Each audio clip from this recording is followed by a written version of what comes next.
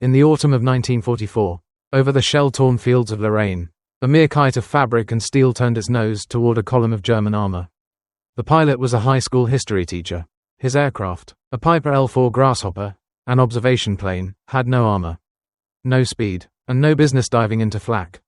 But lashed to each wing strut were 3 tubes that did not belong on such a bird, bazookas, wired to a homemade firing switch. His name was Charles Carpenter. The soldiers on the ground called him Bazooka Charlie. And his airplane? He painted her name in script across the fuselage, Rosie the Rocketer. Beat of silence. Then, the switch snaps again. The teacher. Charles Carpenter had begun life far from the front lines, born in rural Illinois in 1912. Raised through Depression hardship, and schooled on scholarships. Before the war, he taught history in Urbana. The kind of teacher who believed that past events only breathe when you can hear the people in them.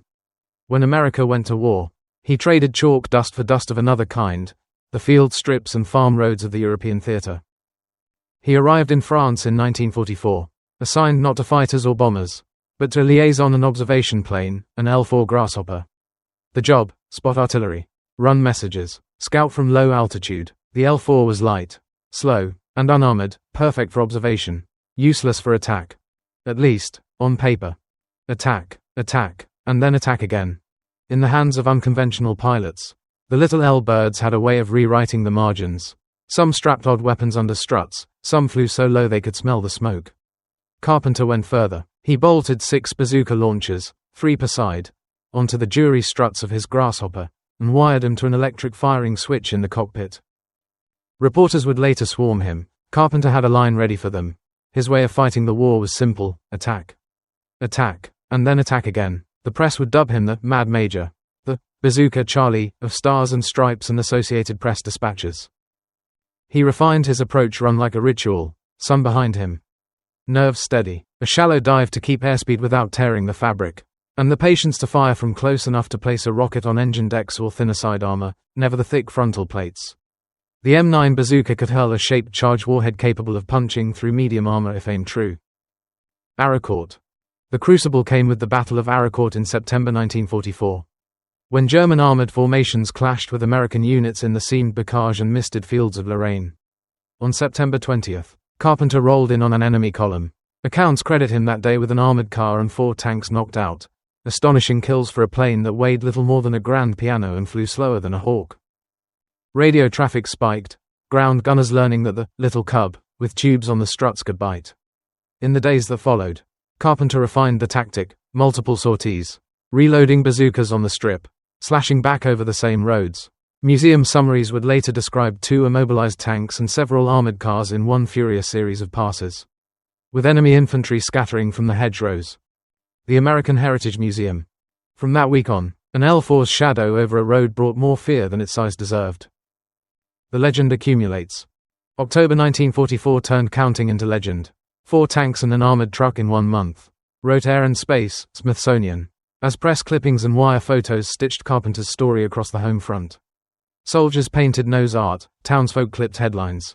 Rosie the Rocketer flew low and often, a spark plug of morale for units beneath. And the tally? Official records would later settle on 6 tanks destroyed. Enough for the rare label, Tank Ace, in a branch never meant to hunt armor from the sky.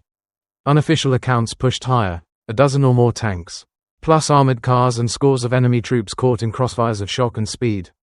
The wide gap between official and remembered would become part of the mythos, and a caution. In war, numbers are fog, the meaning is often clearer than the math. Anatomy of an improvised tank buster. The L-4 Grasshopper was never designed to do this. Built on the Piper J3 Cub, its fabric over frame construction and tiny engine gave it short field grace and whisper slow handling. Carpenter's 6-tube setup, primitive but effective, was operated by an electric toggle from the cockpit. Each launcher firing a single rocket. Doctrine said, spot and report. Carpenter's practice was, spot and strike. He sought angles, engine decks, road wheels, softer side or rear plates, knowing the bazooka's limits against heavy frontal armor. Against a tiger's nose, the rocket would likely splatter. Against ventilation grills, fuel caps, or thinner plates, it could burn and break. The secret weapon wasn't the warhead, it was audacity multiplied by repetition. The man inside the myth. Between missions, Carpenter was not the caricature, Mad Major. He was a teacher with a pilot's grin, a man who wrote letters home. And who treated risk as a calculation, not a dare, yet risk, like interest, compounds. The more he struck, the more the Germans shot at every cub they saw.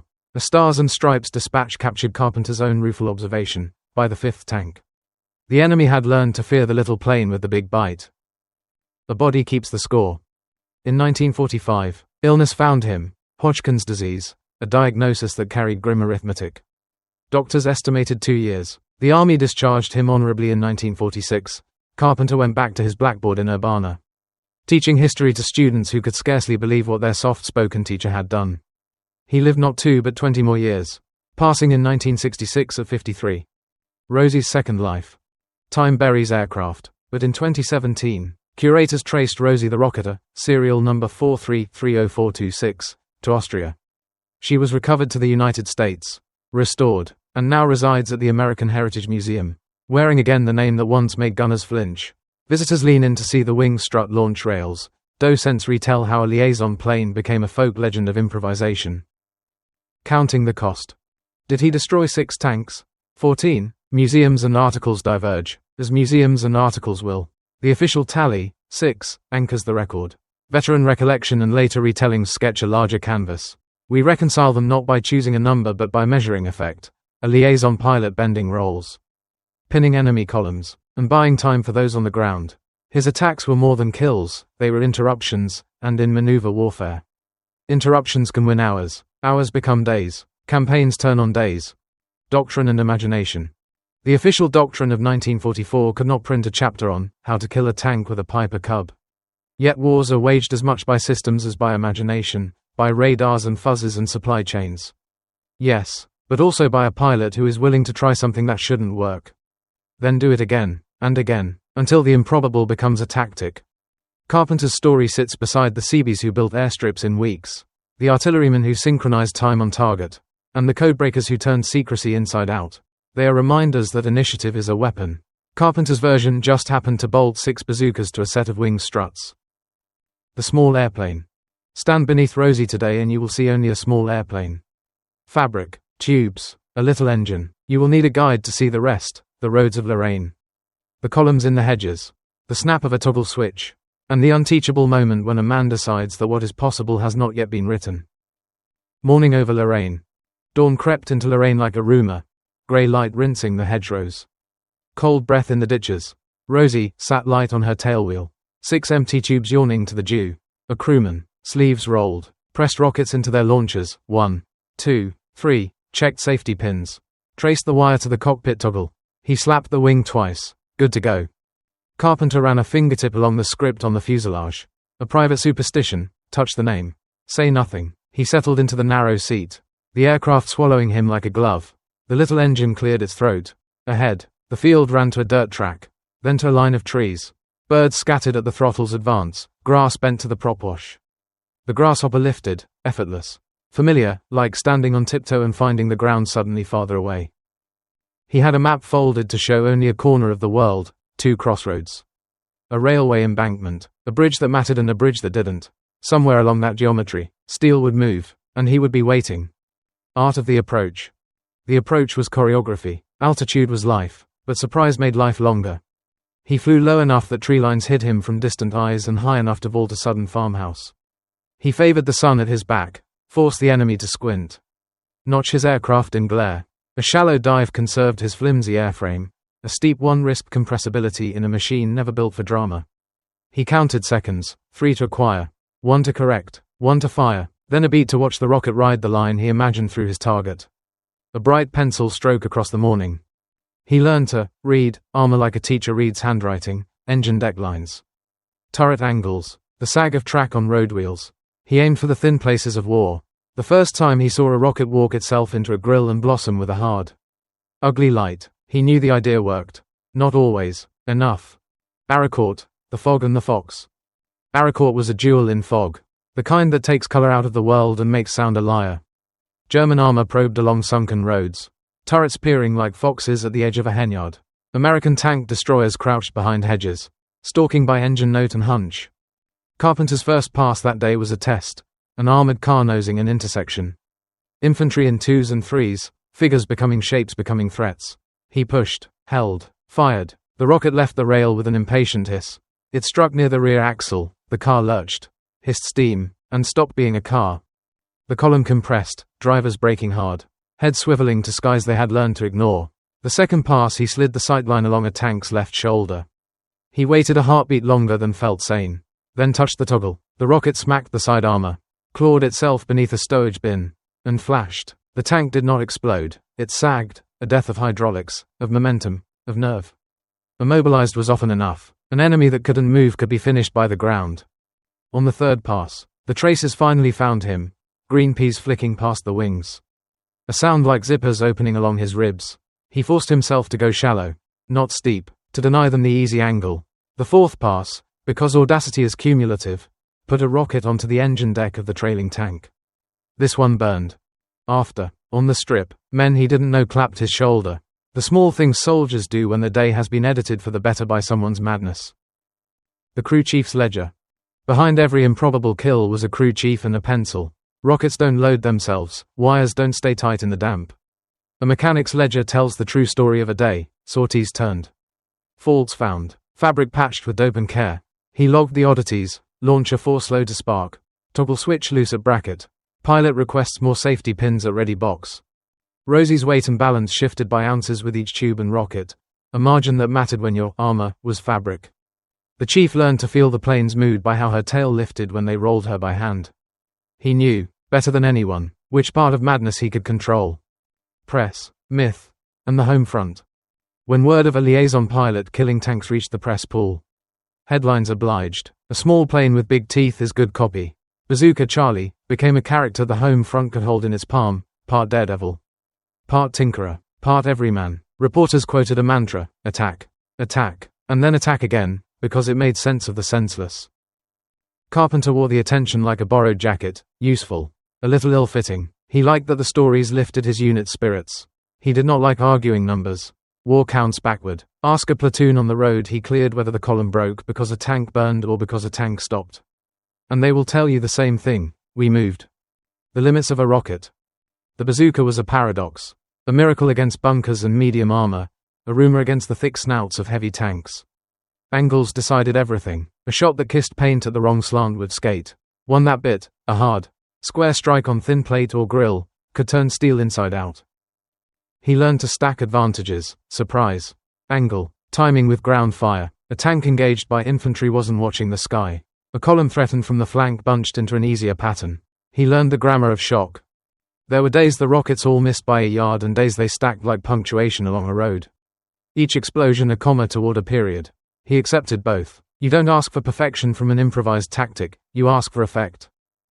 The night before, he wrote to his parents that he was fine, because the sentence had a job. Not a truth. He sketched a little drawing of Rosie in the margin. 6 stubby tubes under her wings like a porcupine's threat. He thanked a student, by name, for a letter. He asked someone at the school to water the philodendron that kept dying and returning. It mattered to remember that a life existed beyond the map.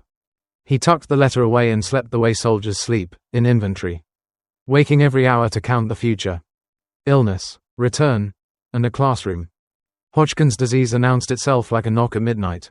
The war ended for Carpenter not with a parade but with a hospital corridor and a doctor who would not quite meet his eyes. Discharge, 1946. A chalkboard again. A room full of children learning the dates of battles from a man who had banked hard over them. He did not make his life a lecture about his life. Once in a while, when a question landed right, he would say just enough. He kept flying in stories he told well and rarely about himself. He lived 20 years longer than prophecy allowed. He taught, which is a kind of victory. Finding Rosie again. Airplanes disperse after wars, sold, scrapped, swallowed by barn dust. Rosie the Rocketer should have been a memory with a serial number. Instead, decades later, curators following the paper-faint trail of Army Air Force's inventory lists found what they believed was her, a tired L-4 with the right bones and wrong paint. Oceans away, recovery took patience measured in emails and favors, restoration took craft measured in millimeters and months. When the fabric came off, the story came out, data plates, frame marks, the whisper of provenance, fresh linen stretched over old ribs, dope tightening it to a drum. The name, Rosie the Rocketer, returned to the fuselage in a hand that honored. Not imitated. The launch rails gleamed like a question. What were you thinking? The answer lived in the toggle, rebuilt, rewired, capable of clicking again, saft. Now, to history. Visitors stand beneath her wing and look up at the tubes.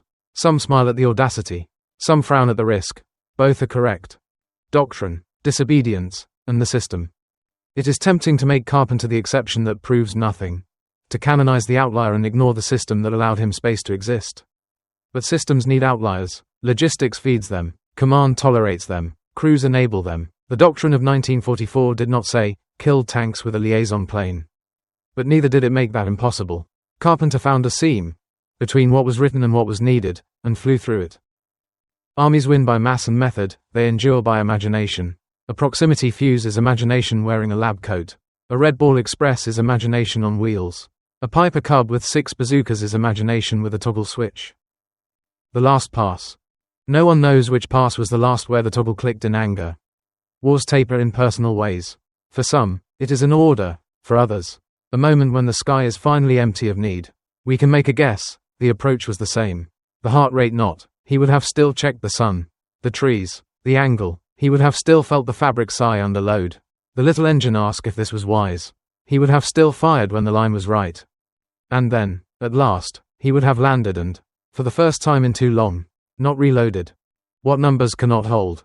6, 12, 14. The numbers compete for the headline's small apartment. But a number can't hold the sound a column makes when it breaks. Or the way a road empties of fear when the steel on it stops moving. Numbers can't hold the relief that smells like hot oil and fresh mud in the absence of traces. The record will say 6. The legend will say more. The truth will say enough.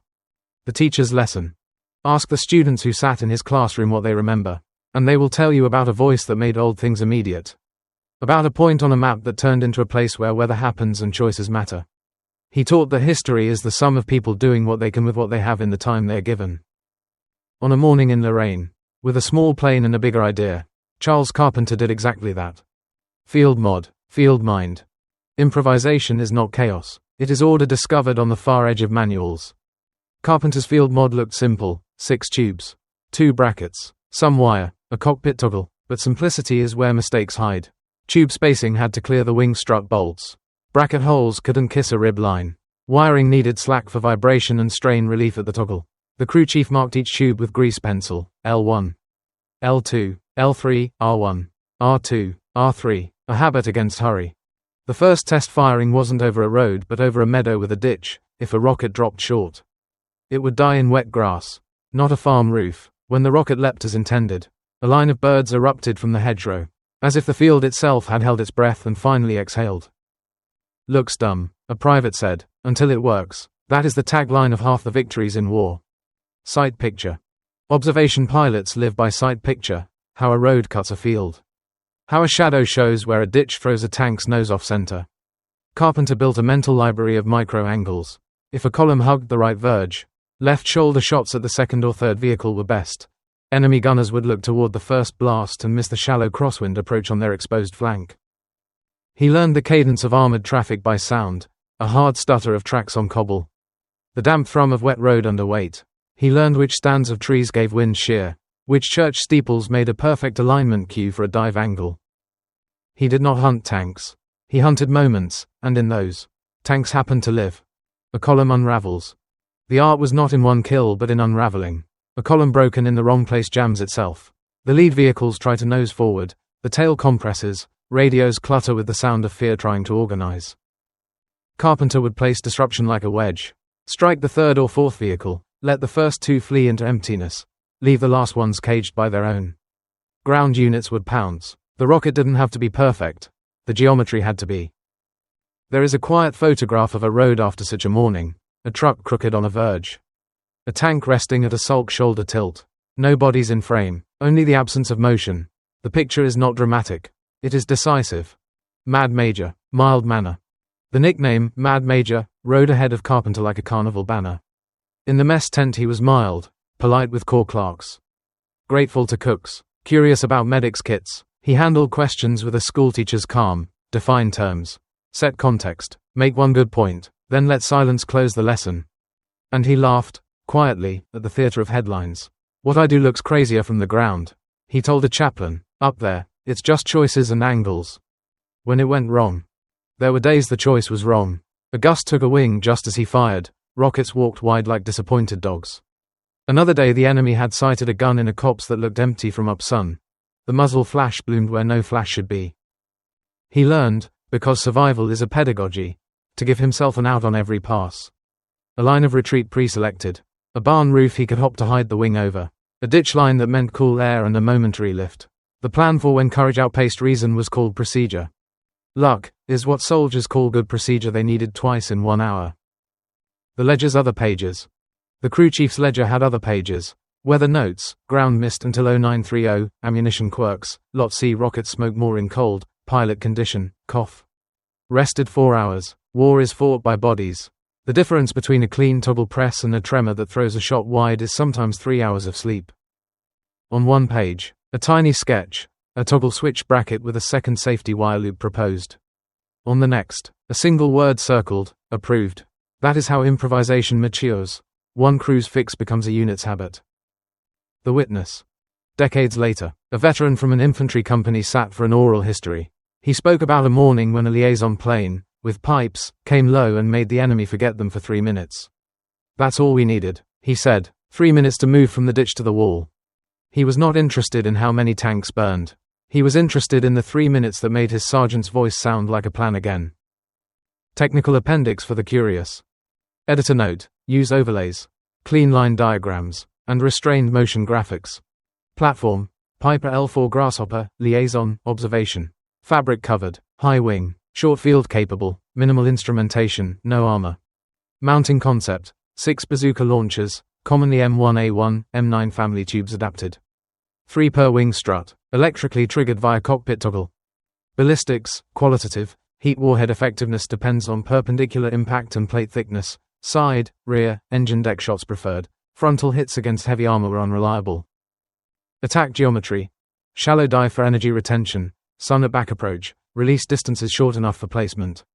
Long enough to avoid blast, fragment hazard to a light airframe.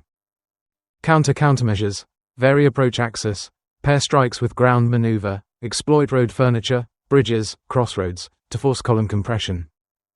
Risk envelope, vulnerable to small arms, 20 mm flak, survival improved by terrain masking.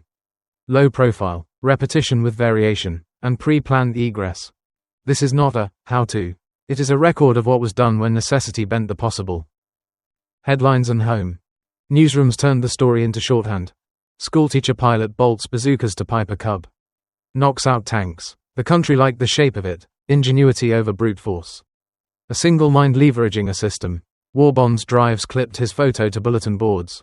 Somewhere, in a Midwestern kitchen, a parent put the clipping under a refrigerator magnet next to a child's crayon son. The soldier's war is steel and mud. The home front's war is symbols. Rosie became one. Illness as an after-action. Hodgkin's disease rewrote Carpenter's orders. He took his discharge the way he took a crosswind, measured. Correcting, never sentimental. He returned to students who preferred stories of ancient kings but leaned in at the mention of a little airplane and a toggle. He did not tell them how fear feels in wind. He told them how choices work in time. He outlived prognosis by 2 decades. The ledger, if there had been one, might have said, procedure again. Luck again. Rosie, restored. To restore is to admit that the past is a set of materials. Linen can be new, a data plate must be old, paint can be faithful without pretending to be original. When the name, Rosie the Rocketer, curved back onto the fabric. Visitors saw a story, the curators saw a promise. To frame audacity without glorifying risk. To set facts where legend leans. To let children ask the best question, why would anyone do that?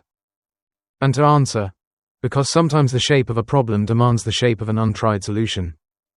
Legacy, System X imagination.